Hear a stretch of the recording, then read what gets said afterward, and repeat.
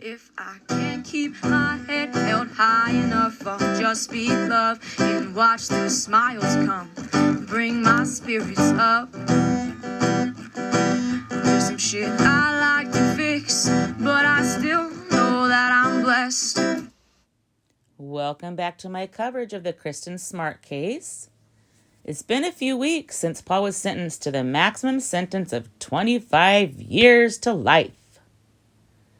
The judge had to allow for possible parole, which sucks, but she did give the max. On the day of the sentencing, which was March 10th, 2023, we all got excited to hear the last-minute judgment allowing audio and video recording of the sentencing. There was no live feed, but KSBY was supposed to be the pool video audio lead to then disseminate it to all the other news sources. Then my excitement fizzled after scouring the internet all day and into the next day. There was only short clips available. And I know the footage was several hours long from what Chris Lambert said. But I'm actually happy now that I am doing a separate episode with the footage and opinions and commentary and etc. And Chris Lambert actually is able to shed some light on the video's delay. It was supposed to be shared with every media outlet at the end of the day, but the file was so long, of several hours, and the files were huge, and it took forever to upload them to then share. Chris Lambert shares with us that every supporter returned to the courtroom wearing purple. Chris said the sentencing video will speak for itself. But before we get into the video coverage of the case, word came out immediately that Kristin's family is calling on LA County to charge Paul with additional rapes, even though the LA County DA has so far refused to charge Paul. That episode is on the playlist if you don't know about the details. And Kristin's family spoke at a press conference immediately after the sentencing. They want Paul to be held accountable for the other rapes. And that's at the top of their concerns now. Obviously, other than finding Kristin. I just can't believe the trial lasted 3 months. It was a lot of coverage, and I covered it every day for you guys. All on the playlist, of course. Here's a recap from Newsbreak about Paul's sexual assault accusations. We all, of course, remember the 2 Doe witnesses who testified during the trial, and a third who was expected that never made it. The Does both told their graphic stories about Paul sexually assaulting them. Those episodes were the hardest to make.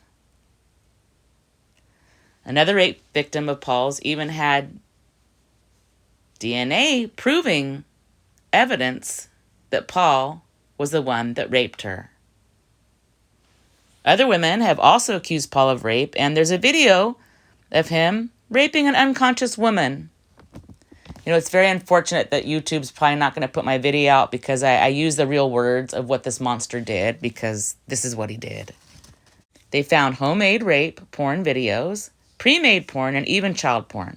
This all occurred in LA County, and no charges have been filed, as I said. The child porn surprises me the most because that's not even a he said, she said. I mean, WTF. By the way, the homemade essay videos he made of the women were literally unconscious with ball gags and all. It makes my stomach turn. The illegal child porn was found on Paul's computer. And why the heck is he not being prosecuted? I just don't understand. At the March 10th, 2023 impromptu press conference, Lindsay, Kristin's younger sister, spoke of her gratitude for the Does who testified. She referred to them as unsung heroes and wants justice for them. Lindsay said, quote, "Where it did take us 26 years, I don't want it to take 26 years for them." Let's check out some of the videos of Lindsay.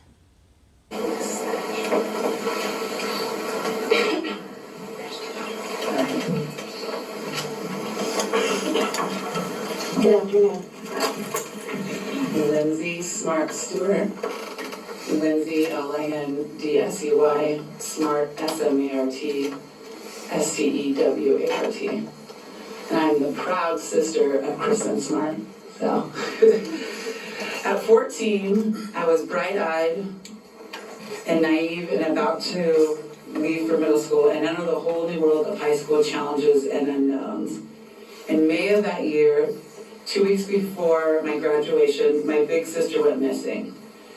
The memories of those early waiting days are seared into my brain. An empty seat at a celebration, a canceled road trip, a phone that never rang, blinding fear and gut punches of worry, bone-deep sadness, confusion, and misplaced anger. And to think that was only the very beginning. Today I stand before you as a grown woman. I have a family, friends, a career that I'm proud of. In spite of everything in my life that could have been very well jeopardized, I feel lucky beyond measure for the things I've built for myself today. Nevertheless, the prolonged post-traumatic stress I experience is real and intense.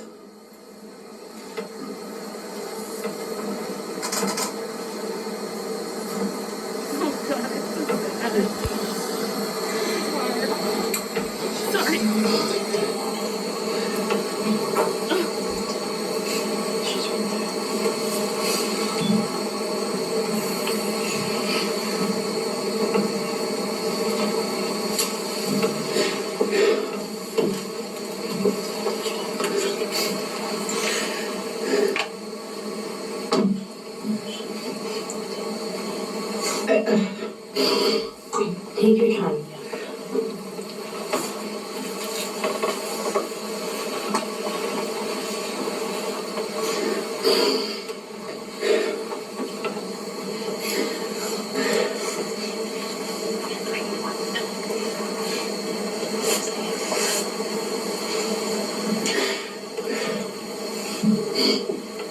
I had full body reactions on the street. That night often prompting me to sprint home in fear. It took me 10 years to even turn on the news. When the worst thing happens to you, it feels like it's impossible to subject yourself to anything else. For so many years, it felt easier, a survival mechanism to compartmentalize my existence and focus on the things I could control.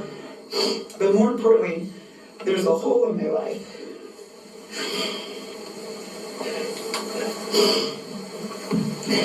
And my heart that can never be, a hole in my heart that will never be replaced. A hole that changed me, shaped me, and hurled me into adulthood overnight.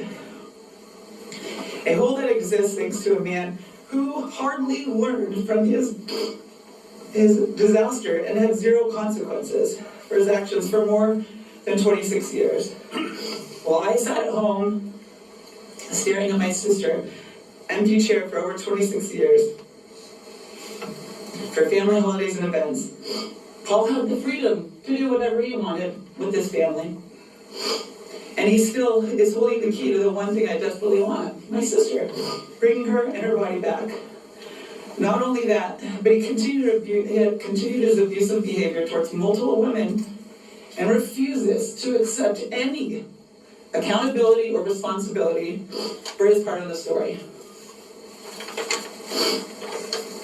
In October, a jury unanimously decided that Paul is guilty of the murder of my sister.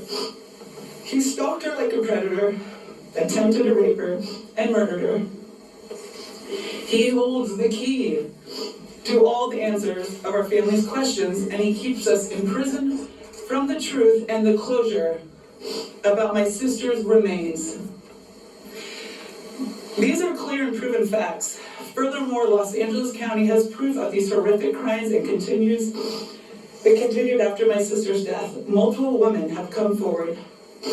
These Jane Does are the unsung heroes, speaking out and giving voice to not only their own truths, but to victims like my sister who no longer can. And yet, Los Angeles County continues to evade action.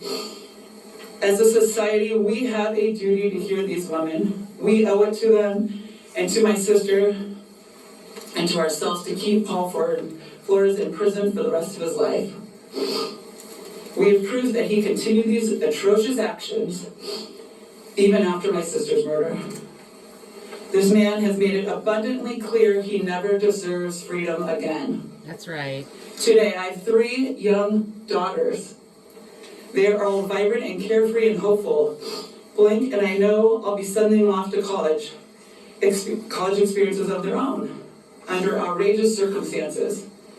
The timing could fall right around the year Paul Flores is allowed back into our society. Oh my gosh. Goosebumps cover my flesh when I think about my own children crossing paths on their college campus with a man who murdered my sister and their aunt. We didn't get this right the first time, and sadly we aren't getting it right now, but I'll be damned if we don't get it right for my children. There are no other options or avenues here besides keeping this calculating, manipulative, murdering rapist behind bars for the rest of his life. It's the least we can do to honor the lives of the people from whom he's already stolen so much. Or in Kristin's case, everything. The Newsbreak article also shed some light on the excuses LA County is coming up with as to why they are not pressing charges. Get this, and I'm warning you, it's going to really, really, really piss you off. The doe who went to the police and her rape kit confirmed Paul was the rapist can't get justice because, are you ready? She blacked out during her sexual assault, and therefore it could not be proven whether or not she consented. My blood is boiling. This is the most ridiculous thing. It makes no sense. I always thought the law was clear that if you are unconscious, you can't speak nor consent, or even be aware of what's being done to your body. Hence, date rape drugs, which is also Paul's MO, as testified to by both does and other women at the trial. How can this be? Help me understand. How has Los Angeles decided that Paul's successful drugging and date raping women is legit? Since his drugs successfully incapacitated his victims, I'm sorry, I'm tongue-tied on this. This is terrifying, and it's a horrible precedence to set. My mind's completely boggled by this, and basically, if you use strong enough date rape drugs, apparently, that's consent enough to rape whoever you want, and feel free to make a video of it while you're at it. This is so sick and twisted. Where's the justice? Ugh, okay. I'm done with that part. Let's move on to Denise, Kristin's mother. In her statement, Denise shares Kristin's story from her birth on February 20th, 1977. And coincidentally, my own father shares Kristin's birth date of February 20th. Obviously a different year, but it's kind of a special connection because I'm very close to my daddy. She shared that Kristin was determined, tenacious, adventurous. From a young age, she called Paul a cowardly rapist that stole Kristin's life. On May 24th, 1996, she relived the days the family first learned of Kristin's disappearance.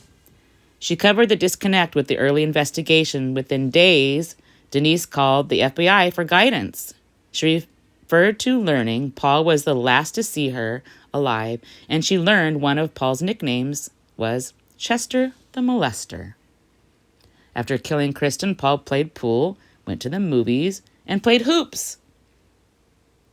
As they were all frantically searching for Kristin, Denise did her best to protect her other daughter and son from all the drama, the media, etc.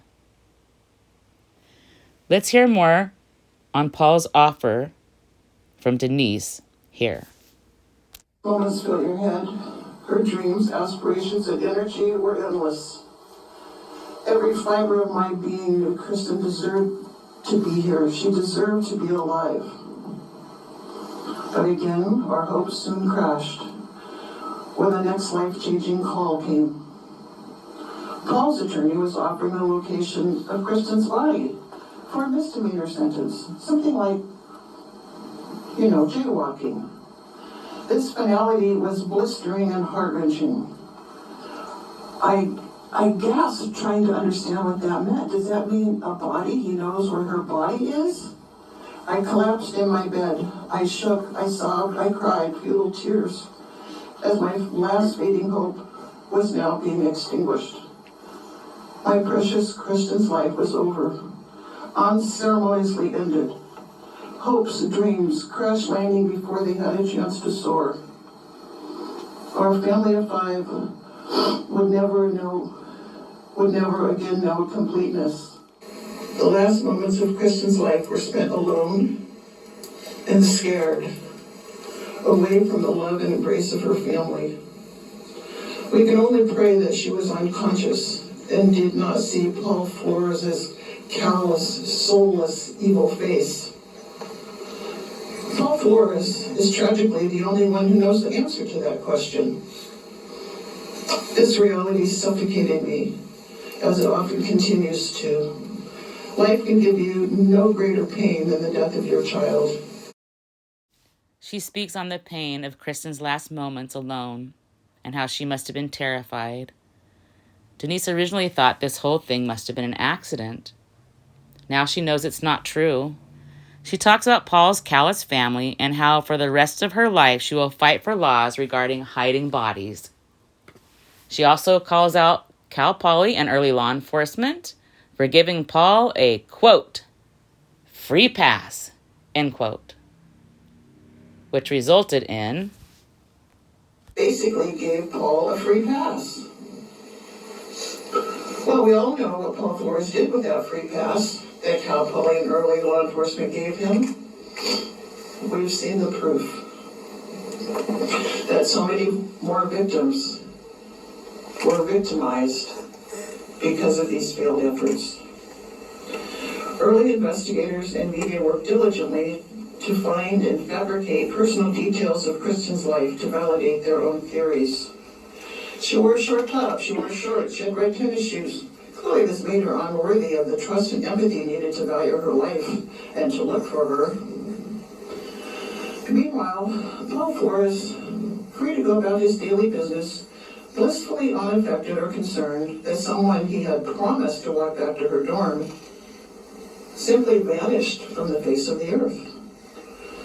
While others on campus, including some of his friends, searched for her. Denise also spoke on her 50-year marriage to Stan and the roller coaster they are on. She points out they swore to tell the whole truth, but quickly realized the defense was not bound by the same rules, which is BS. Just saying.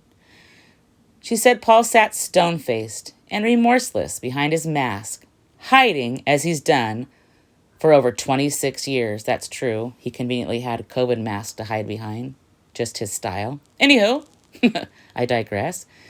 She went over all the missing memories that Paul stole, including Kristin's life, the family's wholeness, and even his own family's quality of life, and even his quality of life for himself.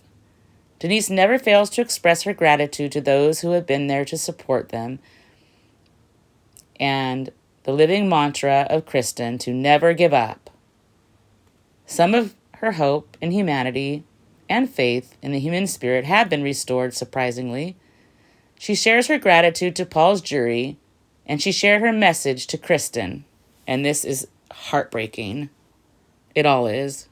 Delays and long days. Our gratitude to all is immense. Their tenacious and unwavering commitment reminds us to believe in our goals and to never give up. To Kristin, your voice has at last been heard. Know that you are forever in our hearts and will forever be our free-spirited family cheerleader and Sunday morning omelet chef. Shiny and sparkly and splendidly bright. Here one day, gone one night, Kristin. We will miss you forever, love you forever. We honor you by choosing every day to never give up. May God forever hold you in the palm of his hand. That was so hard. Oh my God. God bless her. Denise, Kristin's mom, spoke for a total of over 20 minutes. She described the sentencing day as a relief rather than joy, because Kristin's voice was finally heard. She proclaims their next steps are to find justice for the other women Paul assaulted, and we've touched on this already, but let's hear what Denise has to say. And she, of course, is determined to find Kristin's body. We always have our eyes peeled for Kristin's remains as we're out exploring our area, hiking and all that. We're always, you just never know. We're always looking. Kristin's family has motivated me to write to the Los Angeles District Attorney and demand justice for these ladies and proper punishment for the child pornography. I'm going to insert my letter here. All right, here is my letter to the DA in Los Angeles County about Paul getting away with more crimes. So here we go. I'm writing in regards to convicted murderer Paul Flores. As you are well aware, law enforcement took child porn into evidence from Paul's computer, yet he has not been charged to date. How is child porn okay for Paul Flores but not others? He got away with murder for over 26 years now. Why is Paul Flores not held to the same standard of law as the rest of us? He also continually gets away with major crimes against women. I know you are also well aware that Paul has sexually assaulted multiple women. It's unfortunate that sexual assaults go unreported and oftentimes not prosecuted. That in itself is an injustice. In this case, there is date rape drug evidence, actual homemade rape videos featuring unconscious women, child porn, and even DNA from a rape kit that matches Paul's DNA, plus multiple victim witnesses. This is ridiculous. You have so much evidence to charge this dangerous predator. Why are you not? Paul is dangerous. Judge O'Keefe from Monterey County Court called him a predator. He was referred to as a true psychopath by the slow deputy district attorney. Paul is headed for a long prison stint, but the truth is he should never be released. Even Judge O'Keefe agreed. Let me scroll up.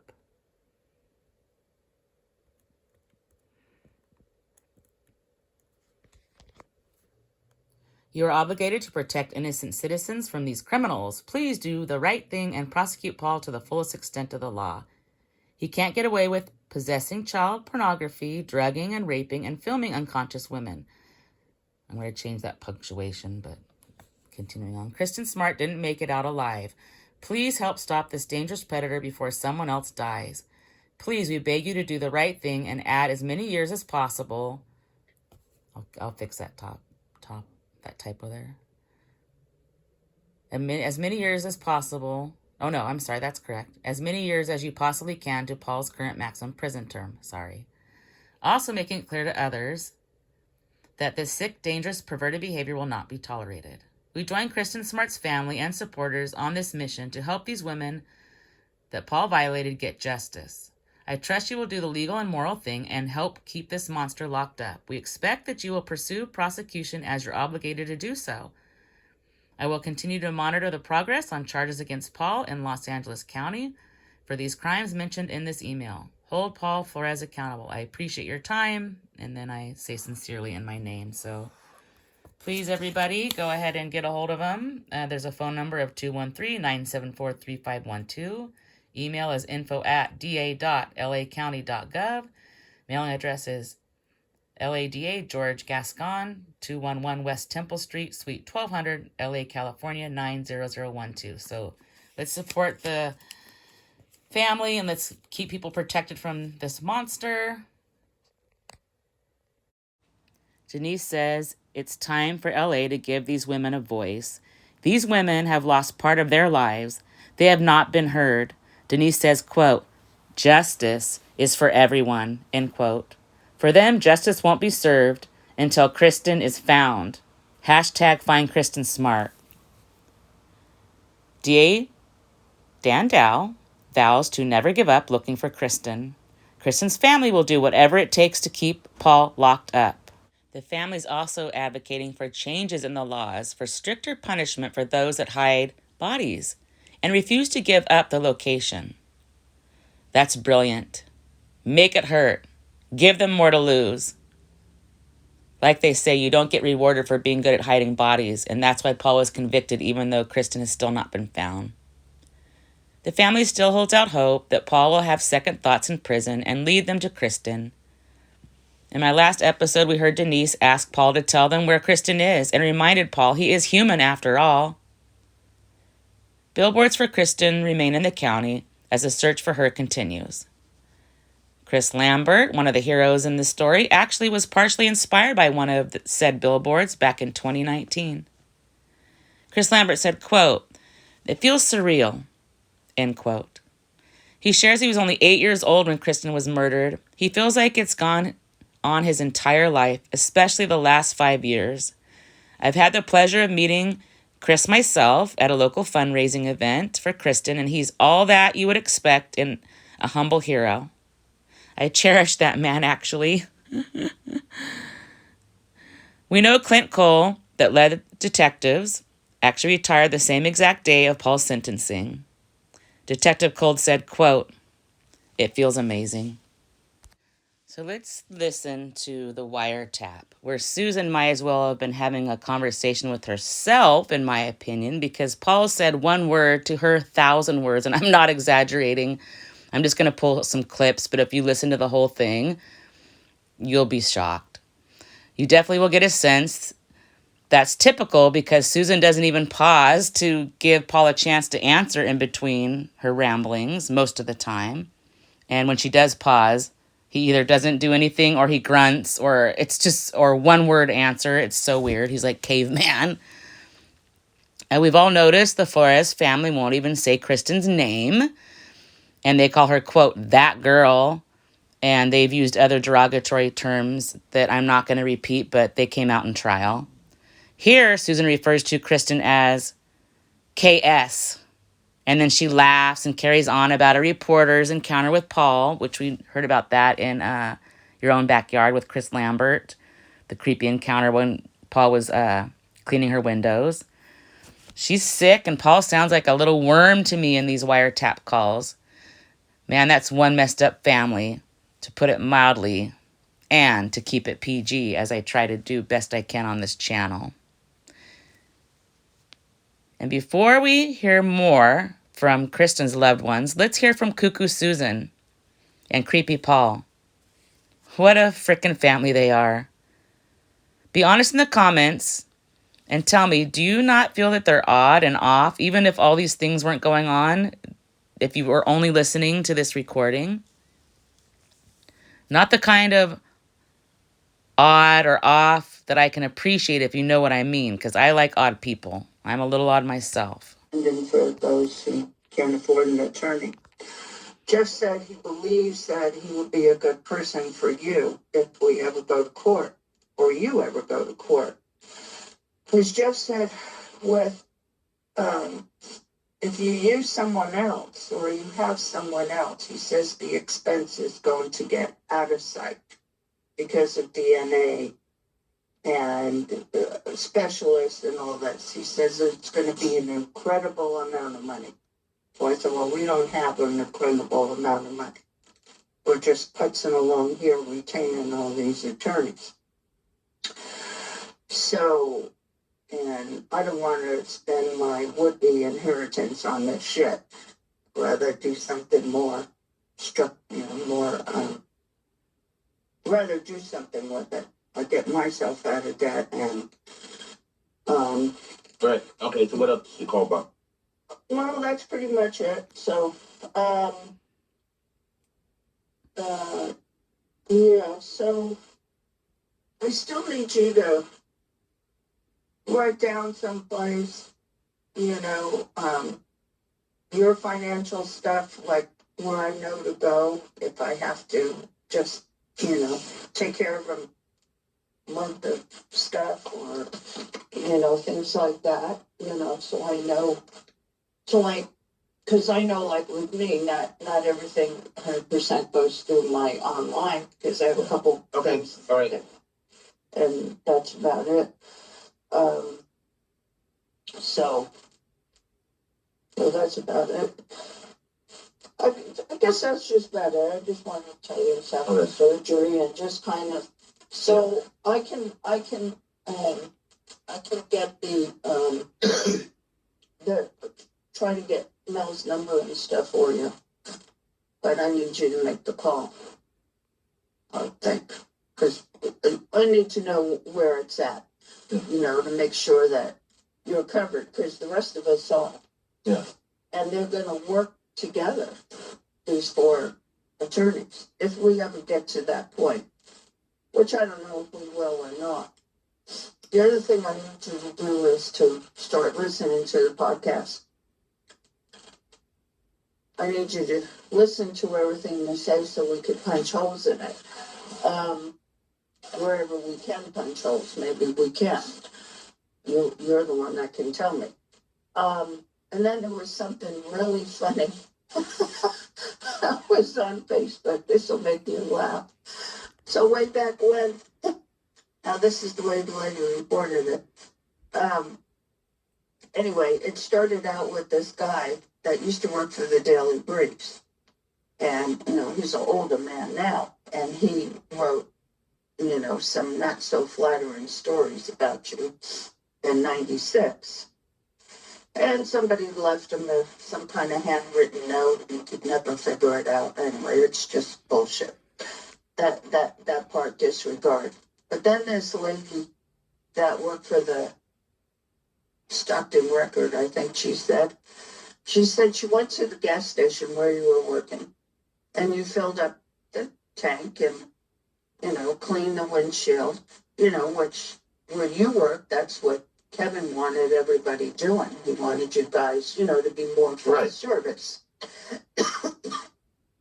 So she said you're cleaning the windshield and this and that, and filled up with gas, and she paid, and then you went back to the building part.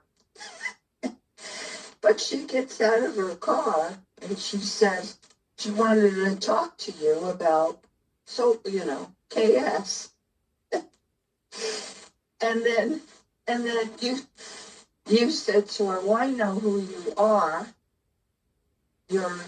Well, she said you named her. I think you probably said, I know you're a reporter. I doubt you knew her name. But anyway, and then you know, she got spooked by that.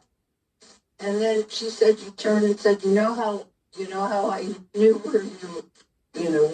who you were? Because there was a registration sticker on the window that said the Stockton, you know, paper or whatever it was.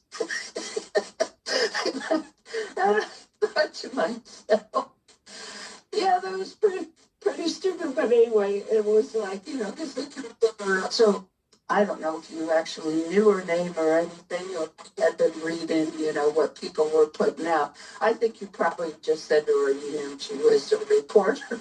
But anyway, Mike and I just laughed at that. We thought, it's stupid, you're trying to play incognito, and then you got this big thing on your car that says you work for the Stockton. Yeah, it could have been like a press pass, and then it could have had her name on it, you know, because press passes have names on them.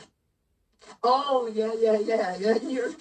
And she says you're just slowly cleaning the window and, you know, the windshield. And I said to Mike, yeah, I said, Kevin had those 2 gas stations, and that's why he had all these boys working there. I said, because he was a full service station. I said, I remember going to the Chevron, and when that other guy owned it. We also take a little drive past Susan's house on the way back from Lake Lopez because it finally spilled over for the first time in 25 years. The lake is full. You can see that on the playlist. But on the way back, I decided to just take a short little clip of Susan's house. And we made sure to stay out of her beep log. Such a weirdo. Since we're driving by, I'm just going to tape Susan a little here. We're not going to honk. We don't want to be in the beep log. Yeah, her house needs to be painted. It's not looking too great. How you doing, Susan? I'm going to go to visitation in prison soon. Of course, Stan, Kristin's dad, spoke with his victim impact statement. He spoke about the nightmare Paul has forced on their family. We'll hear a little bit from him here. We will also hear from Kristin's brother in this same clip. Party and possibly killed by the last person she was seen with, Paul Flores. We worked to keeping our younger children, Matt and Lindsay, sheltered from this horrific crime or event.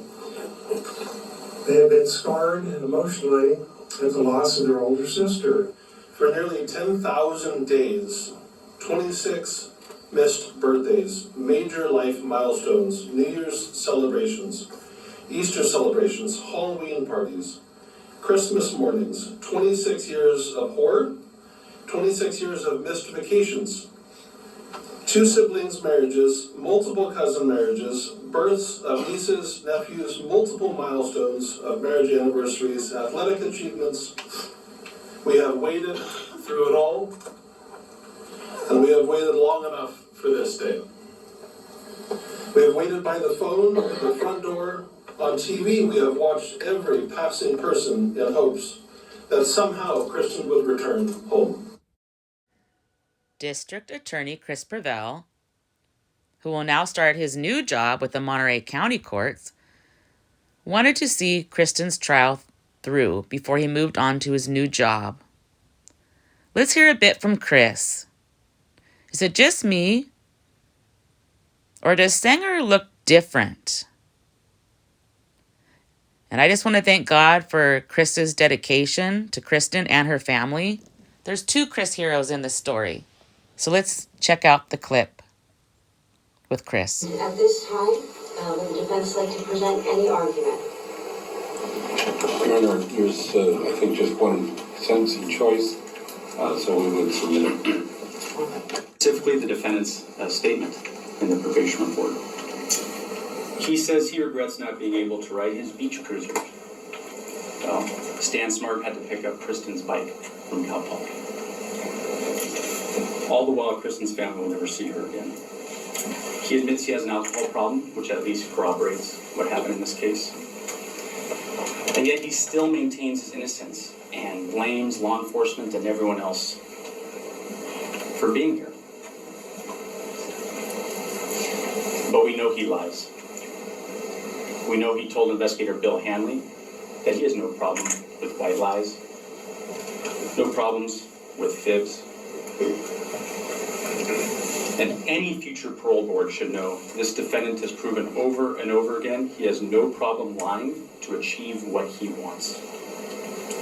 And the bottom line, even from the statement, from 27 years, he has zero insight into his crime. Zero remorse.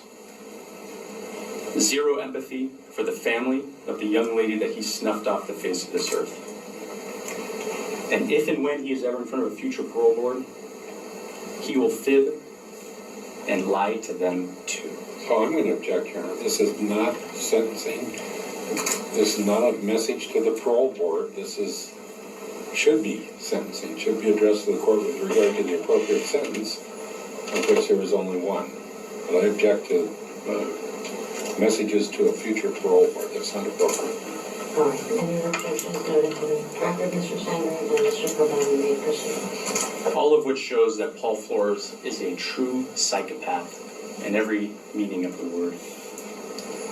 He is a proven and admitted liar over the course of decades who takes perverse pleasure in raping women while they are completely incapacitated. He murdered Kristin with zero remorse or concern.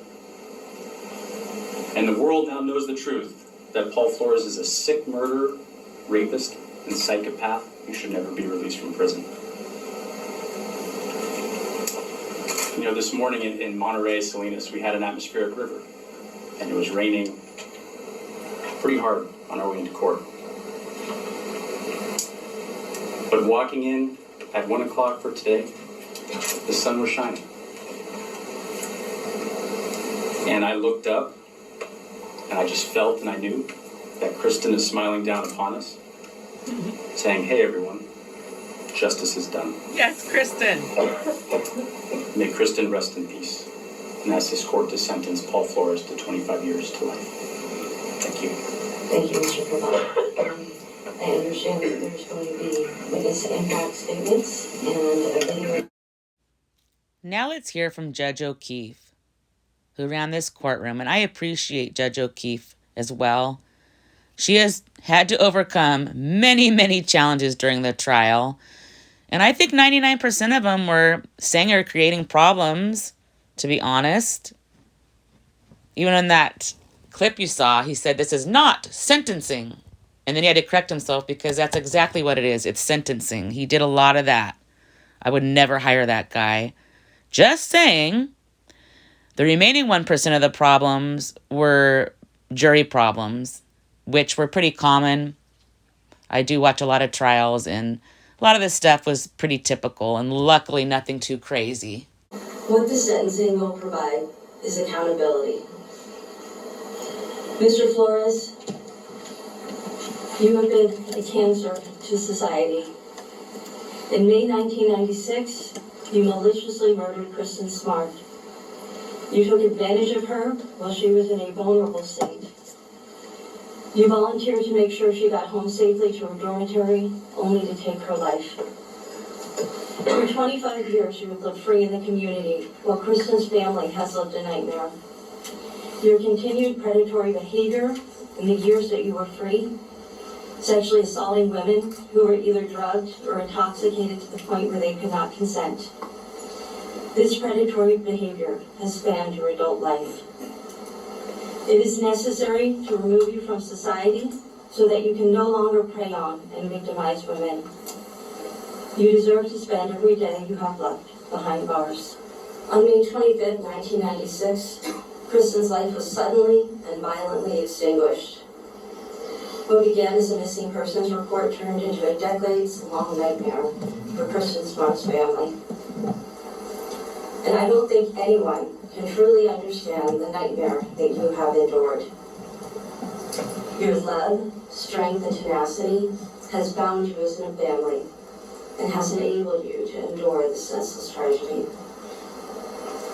This tragedy not only devastated the Smart family, it has impacted the communities of San Luis Obispo and Cal It has scarred the community, and the wounds caused to the community are still raw. Bye, Paul!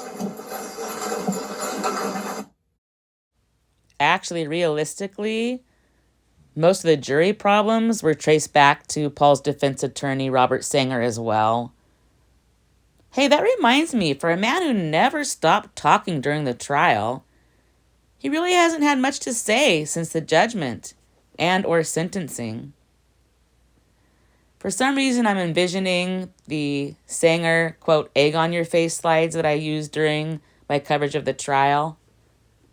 What the heck? For old time's sake. On March 20th, 2023, it was announced that the deadline has been extended for the Kristin Smart Scholarship. The extension goes to March 28th of 2023. Details are available at kristinsmart.org, and the scholarship celebrates Kristin's life, hopes, dreams, and ambitions by empowering others, college-bound,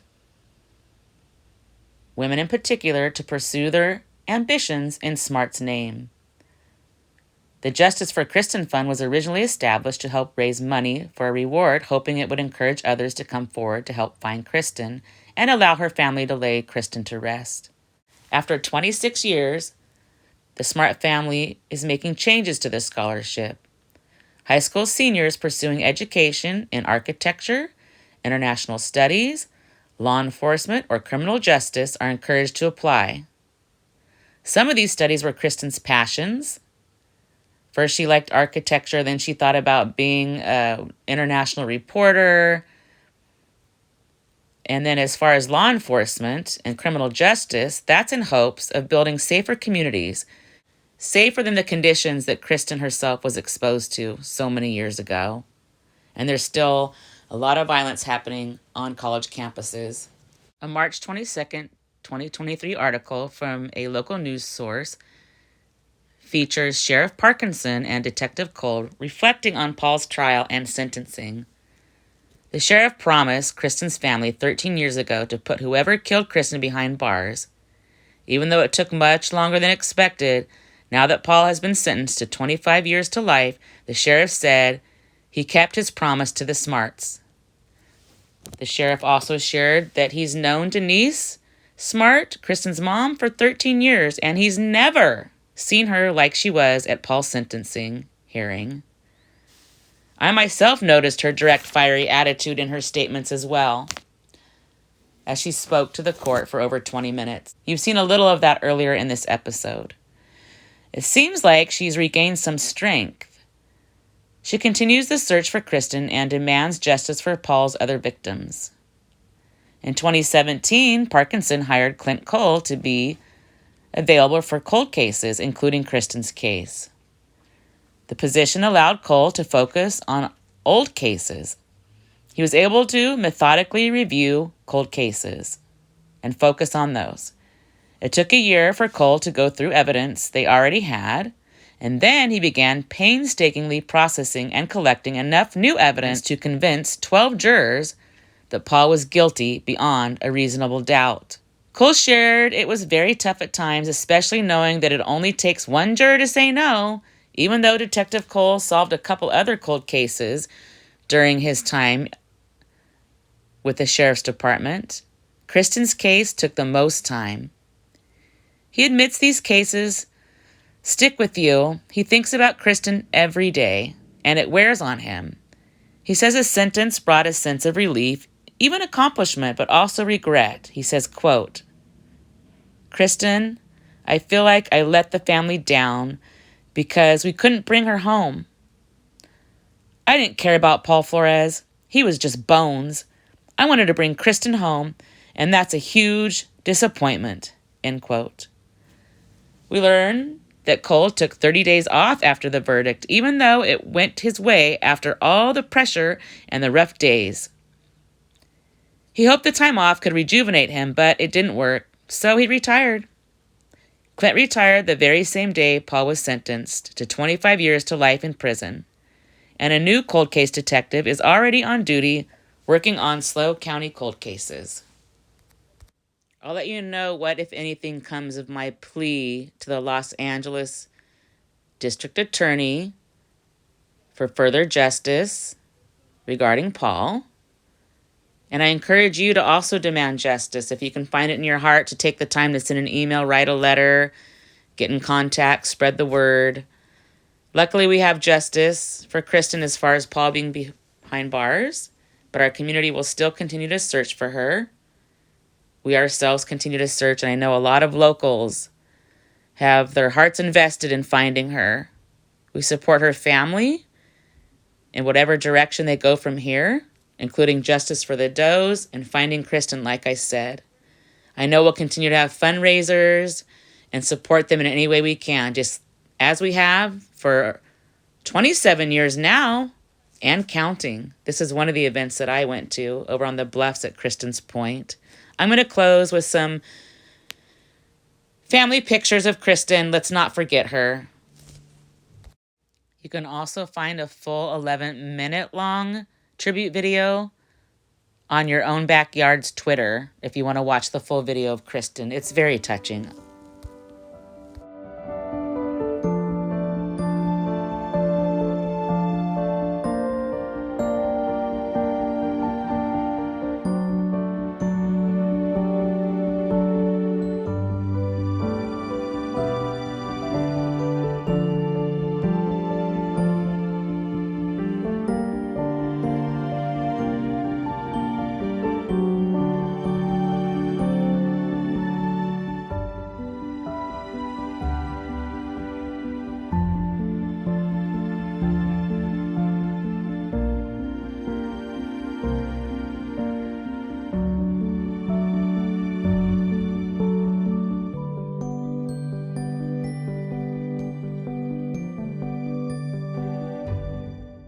Hashtag find Kristin Smart.